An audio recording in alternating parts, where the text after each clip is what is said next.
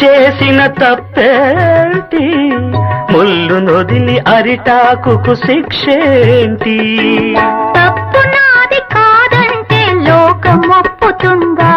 నిప్పులాంటి సీతనైన తప్పు చెప్పకుండా అది కథే కదా, మన కథ నిజం కాదా?